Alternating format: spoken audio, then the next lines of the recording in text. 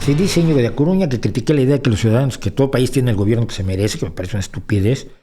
Y dice, en el caso de las democracias, si gobierna un partido acusado de corrupción o cuyas conexiones con tramas delictivas han sido probadas reiteradas veces, ¿no es deber de los ciudadanos dejar de votar por ese partido?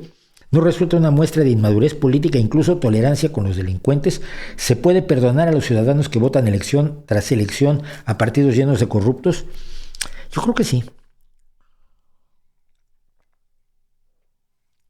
Sí se puede perdonar a los ciudadanos, te voy a decir por qué. Yo viví en un país durante la mayor parte de mi vida que votaba a partidos de corruptos. El PRI, fundamentalmente el PRI. El PAN no había gobernado para cuando yo salí de México, yo salí en el 99. Pero la gente votaba por el PRI porque la esperanza muere al último. Este va a ser diferente. Este critica lo que hicieron los anteriores. Ahora va a ser va a impulsarnos arriba y adelante, decía Luis Echeverría. Miguel de la Madrid, su plataforma era por una renovación moral de la sociedad. Si te suena lo que está haciendo el otro periodista en México ahora, pues sí, es eso.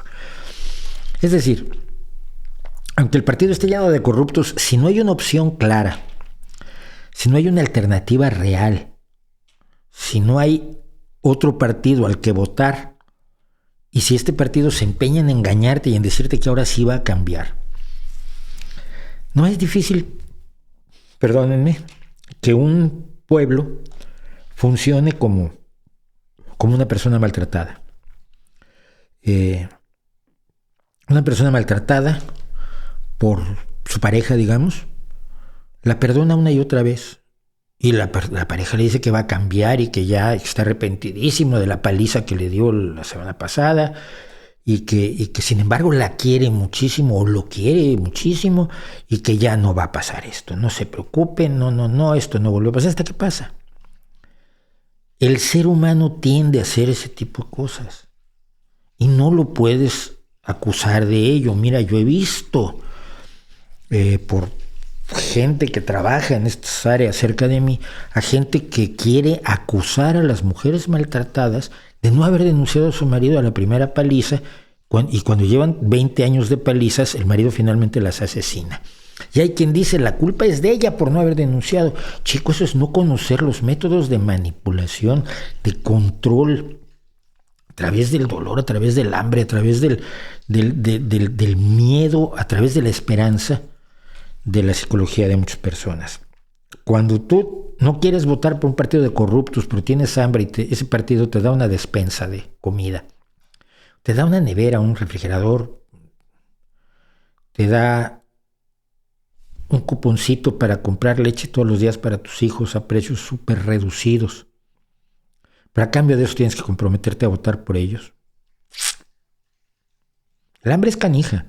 Quienes hablamos aquí, por favor, quienes están en los comentarios y quienes están en este momento viendo esto, que son 274 personas, yo dudo que alguno de ustedes, habrá alguno, pero yo dudo que haya muchos que hayan conocido el hambre. Lo que nosotros conocemos es el apetito.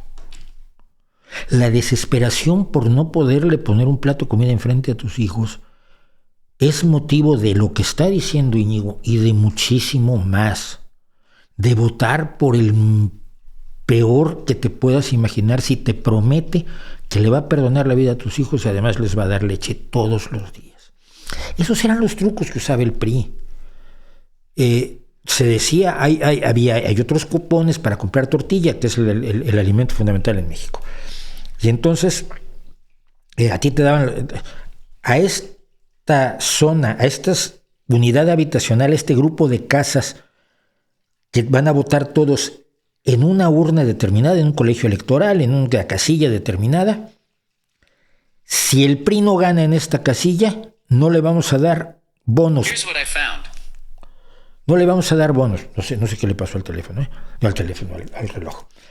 No le vamos a dar bonos para las tortillas o para la leche o escuelas, inscripción en las escuelas, a la gente de todas estas casas, de todos los que votan en esta casilla electoral. No los podemos identificar personalmente, pero no nos importa, los vamos a castigar a todos. Eso hacía y hace el PRI, y no me digan que no lo ha hecho el PAN, y no me digan que no lo hace Morena, porque no les creo. Y entonces la gente se presionaba entre sí, y hay que votar por el PRI. No, pero son unos tales por cuales ya han robado, ya han asesinado. Sí, pero es que si no lo hacemos, encima nos vamos a pasar 6 años sin leche, sin comida, con dificultades para que los niños vayan a la escuela. Control político es muy jodido. Y probablemente, Íñigo, te lo digo directamente a ti, no lo percibes porque no has vivido una realidad así.